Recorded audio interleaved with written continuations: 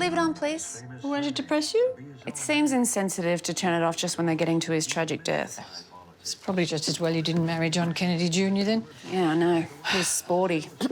Still, I would have stopped him flying that stupid plane, so he'd be alive today. Yes, but think of all the things he's never been bothered with, like the NBN. Could you turn it down, please?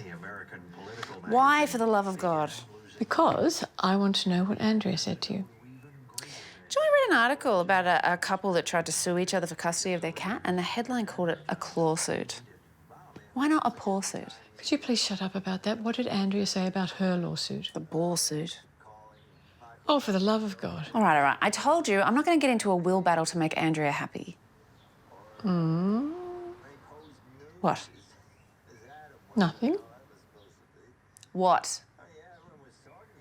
Don't you think Nora's money would be helpful? There's a man who sits outside the 7-Eleven who yells at me. At this point, whatever he has in his paper cup would be helpful to me. I just can't imagine Andrea could be any use in getting me money. And I really don't want to get into that kind of thing with someone who watched Offspring religiously. I never watched it because Helen Morse was in it. Helen Morse wasn't in Offspring. Yes, she was. And she's had the life I should have had. Yes, I know. I was the one who had the lead role in the school production of Dear Octopus. Oh, I know. On the other hand, Helen Morse did not. So I've heard. And turns out neither of you were in Offspring. Oh, you're always very quick with a smart remark, aren't you? Look, I understand how you feel about Helen Morse stealing your life. I've told you I feel the same way about Zadie Smith. Yes, but you didn't go to school with Zadie Smith. I know I didn't, but I would have liked to write a novel everyone thinks is a big deal. And if I'd gotten it out of the way in my 20s, I'd be able to sit back and relax now. Well, now's the time to write a novel. Every man and his dog is going to emerge from this with a manuscript, God help us all. Yeah, but the problem is I'd rather watch TV. Oh, yes. Zadie Smith's books are so long. I picked up White Teeth in the shop because we were doing it in book club. I put it straight back down again because I couldn't be bothered lugging it around. So then I had to miss book club, which didn't worry me really because everybody in book club's an idiot. Oh, I'm just so sick of books about poor people. Please, when was the last time you read a book about poor people?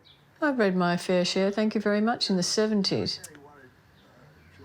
How I wish the common man hadn't taken over the arts. Helen Morse would be all for that. That's how she got on in the world. My problem was that I just could not live in a share house. You seem to manage, though.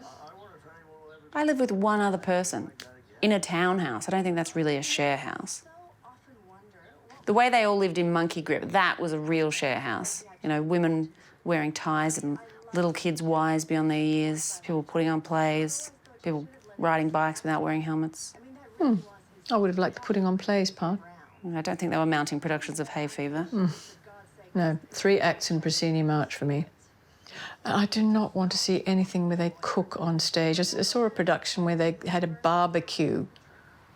Well, if I want a sausage sizzle, I go to Bunnings. And I do not want to see anyone on stage turning on an actual tap. I've got enough taps at home. Well, I tell you, you'd be able to stay right away from taps if you had lived in a share house. Do you remember my friend Jenny? One time I went over and her flatmate had just washed one of the kitchen chairs and found out it was green, not brown. That's horrible. I don't understand how people can live such sordid lives.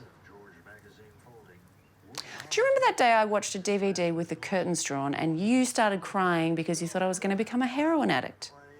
No, I don't remember that at all. I thought you'd join a cult. You were so suggestible.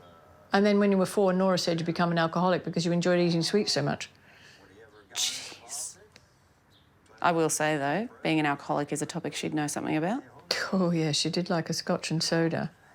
Not that she'd ever offer her guests any. We used to drive up there. After a really long journey, we'd immediately have to make up our own beds and doing it all parched with thirst. You know, I thank God every day that Helen Morse didn't make it to Hollywood. Would have been more than I could have coped with. Mouldering away here, watching her get an Oscar while I was cooking dinner for everybody. Nah, she would have got an Oscar way after dinner time. You would have been rationing out a family block of snack to us like we were lost in the wilderness. Yes, that was your father's favourite part of watching the Oscars. Quo Vadis was the last film he saw of his own free will. Do you know, he always said that if we'd had a son, he'd turn out to be gay. Well, yeah, of course he would have. Dad wasn't exactly a macho man, though. Yeah, thank God.